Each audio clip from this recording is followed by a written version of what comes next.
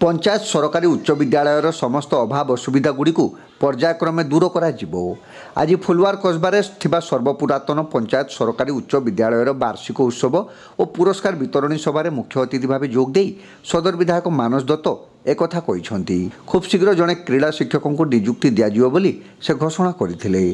प्रधान शिक्षयित्री शुभश्री महांती पौरोहित्य में आयोजित कार्यक्रम में मुख्य वक्ता भाव अवसरप्राप्त प्रधान शिक्षक उमाकांत बेहेरा, सम्मानित अतिथि भाव अतिरिक्त गोष्ठी शिक्षा अधिकारी रामचंद्र बेहेरा, नगरम सरपंच बनिता भूया, समिति सभ्य रंजन कुमार पाणी, बालेश्वर आंचलिक वाणिज्य सहयोग समितिर सभापति सर्वेश्वर महांती, विद्यालय परिचालना कमिटर सभापति हरिश्चंद्र दास, आंचलिक साधन कर्मी शशांक शेखर जेना, अवसरप्राप्त प्रधान शिक्षक श्याम सुंदर राउत, स्थानीय बालिका विद्यालयर प्रधान शिक्षयित्री राधाराणी सिंह, स्थानीय उच्च प्राथमिक विद्यालयर भारप्राप्त प्रधान शिक्षक संगीता पात्र प्रमुख जोगदी वक्तव्य प्रदान करते।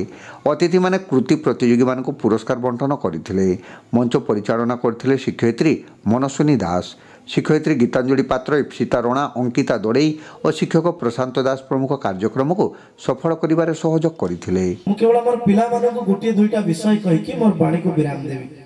स्कूल विषय तो हम दीदी माने बहुत कहिलेनी, हमर पिला मानक मु केवल अनुरोध करूछु जेहेतु 8 9 10 रो पिला माने अछंती या पर 9 10 ओनली 9 10 रो पिला माने अछंती, ता माने आपण माने से लक्षण रेखा रे अछंती, जो लक्षण रेखा परे आपण बाहर रे कॉलेज को जिबे, महाविद्यालय को जिबे, विद्यालय को छाड़िबे। मु केवल अनुरोध करूछु आपण माने समस्ते आज दिन रो आधुनिकता जुगरे समस्ते मोबाइल यूज करबा आरंभ करलेनी। मु केवल निवेदन करूछि कि जो शिक्षा व्यवस्था रे आपण माने अधिकारी अछंती, जो स्कूल को आसुचंती, पाठ पढुचंती, ये शिक्षा व्यवस्था विषय आपण माने थरे जानंतो। एबे एबे भारत सरकार और ओडिशा सरकार ई कुनी कुनी पिला मानकर भविष्यत को दीर्घ स्थायी करबा पई जातीय शिक्षा नीति को अवलोकन करिसंती। नेशनल एजुकेशन पॉलिसी एटा कोन, जदि एनईपी नेशनल एजुकेशन पॉलिसी को केवल गोटे वाक्य रे जदि मु कहिबी, एहा होछि ताहा कि पिलांकर बस्तानीर ओजन तांकर विद्यार ओजन टू बेसी हेबो नाही। एटा हला जातीय शिक्षा नीति। एबे पिला माने आसुचंती, एते एते बही आनुचंती, तांकर बस्तानी ओजन एते ही जाउची कि मध्याह्न भोजन पर भी बाबा मां को आउथरे खाया को देबा पड़ुची।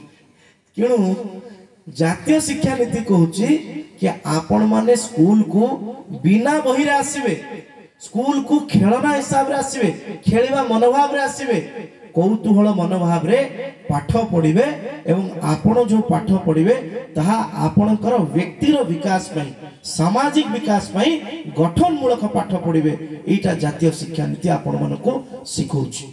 एबे ए स्कूल रे 3-4टी कथा मते कहिचंती, कर्मचारी को कथा कहिचंती और विद्यालय रे बहुत दिन रे क्रीड़ा शिक्षक अभाव अछि। मु ए कथा को मरमे मरमे देखुची। एठी हमर बीआरसीसी महोदय भी अछंती।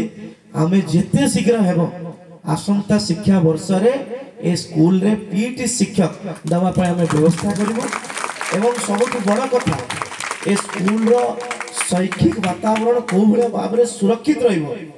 जहां अल्प स्वल्प आवश्यकता अछि निश्चित भाव रे जेते शीघ्र ही परिबो ए स्कूल रे आमे ताको पूरण करिवो।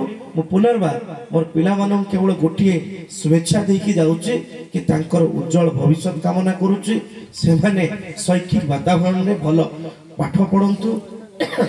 मु केवल मो स्कूल समय रे गोटिए छोटिया कथा को मोर जीवन रो प्रतिभाव रे भाबितिली। छात्र जीवन 5टी लक्षण रे परिपूर्ण।